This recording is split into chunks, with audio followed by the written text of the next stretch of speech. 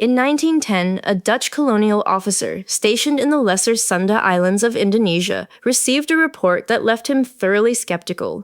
The local fishermen and pearl divers spoke of a land-dwelling monster, a buaya darat, or land crocodile, that roamed the volcanic slopes of a small, jagged island called Komodo. It allegedly grew up to 10 feet long, hunted deer, and possessed an insatiable appetite. Intrigued, the officer organized an expedition, shot a specimen, and sent its skin to a zoologist in Java. The Western world laughed off the initial accounts, assuming the locals were misidentifying an oversized monitor lizard. They weren't laughing for long. What they uncovered was Varanus komodoensis, the Komodo dragon. It remains the largest living lizard on Earth, a creature that looks like an evolutionary typo, surviving in a brutal, isolated microclimate where it reigns as an absolute apex predator. Adult males routinely top 200 pounds or 90 kilograms and can span up to 10 feet or 3 meters from their blunt armored snouts to the tips of their muscular whip-like tails. They are heavily built, low-slung, and covered in a dense chainmail of scales reinforced with tiny bones. To look at one is to look directly back into the Miocene epoch. They are living, breathing relics of an era when megafauna ruled the planet, and their biology is far more complex and terrifying than early naturalists ever suspected. For decades, textbook biology taught a very simple, albeit gruesome narrative about how these giants hunt. The story went that the Komodo dragon had a mouth so swimming with putrid pathogenic bacteria that its bite was essentially a biological weapon. A dragon would ambush a rusa deer or a wild boar, inflict a minor wound, and then casually track the doomed animal for days as it slowly succumbed to horrific blood poisoning. Once the prey collapsed from sepsis, the dragon and any others in the area would move in for the feast. It was a perfect cinematic horror story. It was also completely wrong. The myth of the toxic bacterial bite was thoroughly debunked when researchers decided to actually look inside the mouth of a living dragon. What they found surprised them. The oral hygiene of a Komodo dragon is actually remarkably clean for a carnivore that eats rotting carrion. They spend a significant amount of time cleaning their teeth after a meal, using their long tongues and rubbing their faces against the dirt to clear out meat scraps. The bacteria found in their saliva are simply the standard array of microbes present in any wild predator's mouth. Nothing specialized or uniquely lethal enough to drop a 300-pound water buffalo in 48 hours. So, how does a lizard with a relatively weak bite force, one significantly weaker than a domestic dog of comparable size, bring down large, fast-moving mammals? The answer lies in a masterclass of structural engineering and biochemical warfare. If you look at a Komodo dragon's skull, you won't see the crushing jaws of an alligator. Instead, you'll find an architecture designed for high-precision slicing. Their teeth are laterally compressed, curved backward, and heavily serrated. They look exactly like the teeth of a great white shark, or more accurately, a theropod dinosaur like Tyrannosaurus rex. When a dragon bites, it doesn't try to clamp down and hold its prey. It bites and pulls backward. The serrated teeth act like a steak knife, cutting through warm butter. The backward motion creates massive, jagged lacerations that slice through tendons, muscles, and major arteries. The goal isn't to hold the animal, it's to mechanically disable it. But the physical trauma is only the first phase of the assault. In 2009, a team of scientists using medical imaging scans discovered something hidden deep within the dragon's lower jaw. Specialized, multi-chambered venom glands. This discovery completely rewrote the textbook on reptile evolution. The Komodo dragon doesn't rely on dirty bacteria. It is officially the largest venomous animal on the planet. Unlike a venomous snake, which uses hollow fangs to inject high-pressure toxins like a hypodermic needle, the Komodo dragon uses a low-pressure delivery system. The venom glands secrete a toxic cocktail into specialized ducts that open between the teeth. As the dragon inflicts those deep, tearing wounds with its teeth, the venom pools into the open gashes, mixing with the victim's blood. The composition of this venom is a nightmare of evolutionary design. It contains a mix of proteins that target the cardiovascular and circulatory systems. Specifically, it prevents blood clotting by blocking coagulation agents, while simultaneously inducing rapid hyporeic shock, a catastrophic drop in blood pressure. When a deer is bitten by a dragon, it doesn't die of an infection days later. It bleeds out within minutes to hours because its blood cannot clot, and its heart can no longer pump blood to its brain due to the sudden drop in pressure. The animal becomes weak, dizzy, and physically incapable of running away. The dragon doesn't need a powerful bite. It lets its biochemistry do the heavy lifting, while it follows the blood trail at a leisurely pace. To track that fading pulse across the sun-baked volcanic terrain of the Sunda Shelf, the dragon relies on a sensory system that borders on science fiction. If you watch a dragon walk, its head swings rhythmically from side to side, and its long, deeply forked yellow tongue constantly darts in and out of its mouth. It isn't tasting the air, it's smelling it in 3 dimensions. This process relies on the vomeronasal organ, or Jacobson's organ, located in the roof of the mouth. When the tongue darts out, it collects microscopic scent particles from the air. Because the tongue is forked, it can sample particles from 2 distinct points in space simultaneously. When the tongue retracts, the tips fit into 2 matching pockets in the Jacobson's organ. If the left fork detects a higher concentration of prey molecules than the right fork, the dragon's brain instantly registers that the target is to the left. This biological GPS is so incredibly sensitive that a Komodo dragon can detect the faint scent of a dying animal or decaying carrion from up to 5.9 miles away, even across shifting island winds. Once the target is found and down, the true mechanics of their insane biology shift into overdrive. A feeding Komodo dragon is an exercise in extreme anatomical capability. Because they lack the massive crushing jaw muscles of crocodilians, Komodo dragons cannot chew their food. They eat via a process called inertial feeding. They rip off massive chunks of flesh, or simply swallow smaller animals completely whole. To accomplish this, their skull possesses an incredible degree of kinetic flexibility. The joints between the individual bones of the skull, particularly the lower jaw and the brain case, are loosely articulated. The 2 halves of the lower jaw are not fused in the front. Instead, they are connected by an elastic ligament. This allows the jaw to spread incredibly wide, accommodating a carcass that looks physically impossible for the lizard to ingest. As the dragon forces a large chunk of meat down its throat, its intramandibular joint allows the jaw to flex outward, while the backward curving teeth act as a one-way conveyor belt, hooking the flesh and pulling it deeper into the esophagus with every rhythmic jerk of the head. This method of eating creates an obvious biological hazard: suffocation. If your entire throat is blocked by a whole deer carcass, how do you breathe? Evolution solved this with a specialized respiratory bypass. Beneath the tongue, at the floor of the mouth, sits the glottis, the opening to the trachea. The dragon's glottis is highly mobile and can be muscularly extended forward, protruding completely out of the side of the mouth like a snorkel, while the throat is packed solid with meat. This allows the dragon to continue drawing oxygen into its lungs even during a grueling 45-minute swallowing process. Once the food reaches the stomach, the dragon's highly acidic digestive juices take over. Their stomach acid is potent enough to dissolve entire skeletons, hooves, horns, and teeth. The only elements they cannot process are large amounts of hair or feathers, which are later compacted and regurgitated as a foul-smelling gastric pellet, similar to an owl's pellet but on a catastrophic scale. This extreme digestive efficiency allows a single adult dragon to consume up to 80% of its own body weight in a single sitting. For a 200-pound lizard, that is 160 pounds of meat processed in less than an hour. Because their metabolic rate is that of a cold-blooded reptile, a single massive meal like this can sustain a dragon for an entire month, or in lean times, up to several months. They are incredibly efficient machines, wasting virtually nothing of their kill, converting nearly every gram of consumed biomass directly into survival energy. But surviving on isolated, resource-scarce volcanic islands requires more than just efficient hunting and eating.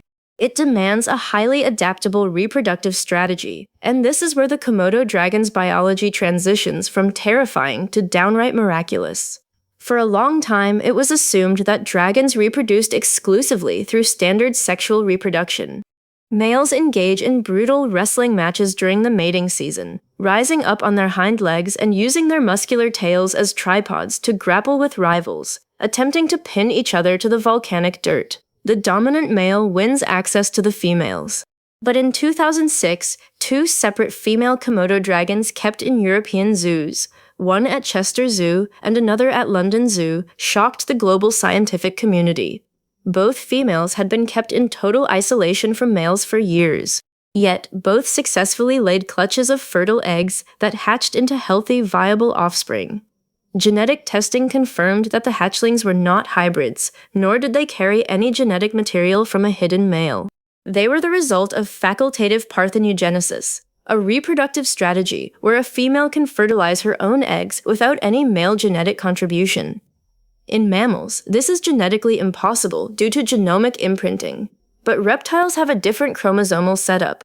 Female Komodo dragons possess ZW sex chromosomes, while males possess ZZ.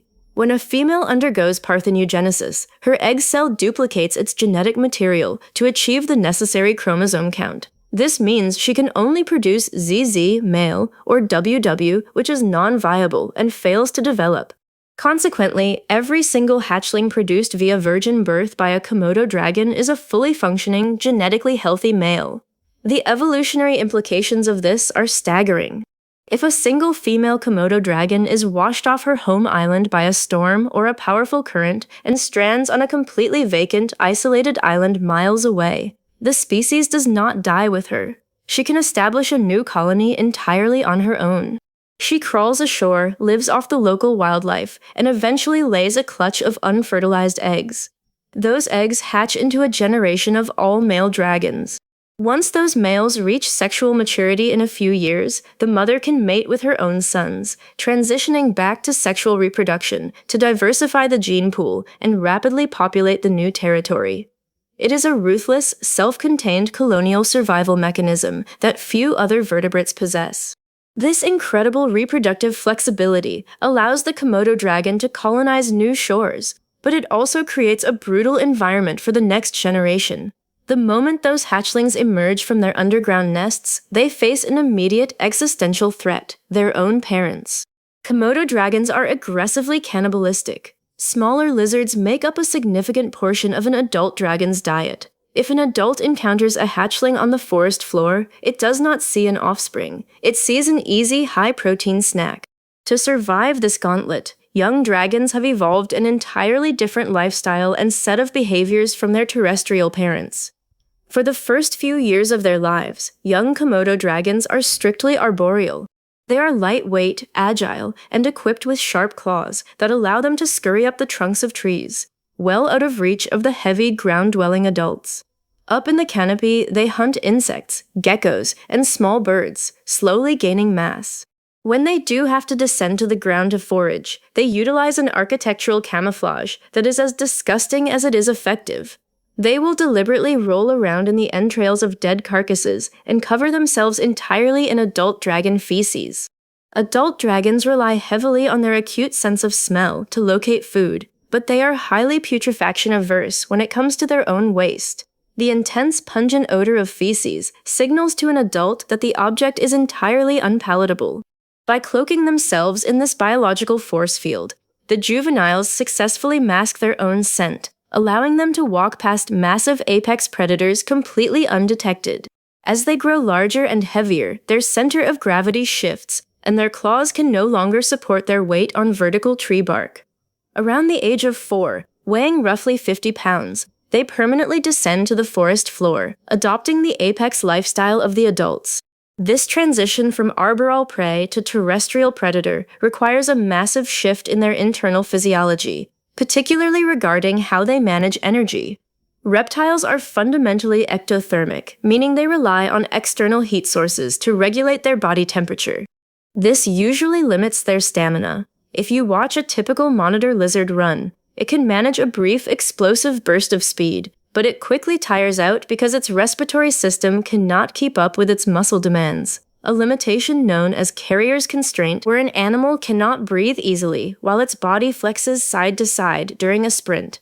Yet Komodo dragons can sustain chases over surprisingly long distances, pursuing deer across rugged terrain at speeds up to 12 miles per hour. How do they bypass the standard limitations of reptile physiology? The secret lies in an exceptionally high aerobic capacity, driven by structural adaptations in their cardiovascular system. Researchers mapping the Komodo dragon genome discovered specific genetic alterations that optimize mitochondrial function, the powerhouses of their cells. These genetic tweaks alter how their muscles process oxygen, allowing them to generate massive amounts of cellular energy on the fly. Furthermore, their hearts possess advanced ventricular separation compared to other lizards, which minimizes the mixing of oxygenated and deoxygenated blood. This gives them a cardiovascular efficiency that functions much closer to a warm-blooded mammal during high-exertion hunts. This energetic optimization means a dragon can actively patrol a territory spanning up to 1.2 square miles, scaling steep volcanic ridges and swimming across ocean channels between islands to find food. This advanced cardiovascular system gives the dragon a major tactical advantage on land, but it also enables another surprising capability. They are highly proficient long-distance swimmers. It is not uncommon to see a 200-pound dragon confidently slip into the Indian Ocean, tuck its limbs against its sides, and use its powerful tail to navigate turbulent currents as it travels between the islands of Komodo, Rinca, and Flores. However, this island-hopping lifestyle exposes a profound evolutionary paradox. Despite being physically capable of crossing ocean channels and possessing a self-contained reproductive strategy via virgin birth, the global distribution of the Komodo dragon is incredibly tiny. They occupy an area of less than 1,000 square miles, or 2,590 square kilometers globally, confined entirely to a handful of volcanic islands in Indonesia. Why hasn't this apex predator colonized the rest of the Indonesian archipelago, or pushed deeper into Southeast Asia? The answer lies in an unexpected psychological trait. They suffer from an intense evolutionary agoraphobia, a deep-seated reluctance to leave home. A decade-long behavioral study tracking dragons equipped with GPS collars revealed that these animals are extreme homebodies. Even when their native valleys face severe droughts, food scarcity, or intense competition from rival lizards, the dragons refuse to move. If a researcher physically relocates a dragon to an adjacent valley just a few miles away, the animal will immediately spend days trekking through grueling terrain, navigating solely by its biological GPS, just to return to its exact birth territory. When they encounter ocean currents, they will actively swim along the coast, but they purposefully avoid venturing out into the deep blue unless they are accidentally swept away by a flash flood. Over millions of years, evolution programmed the Komodo dragon to realize that its volcanic island strongholds are safe havens with predictable food supplies.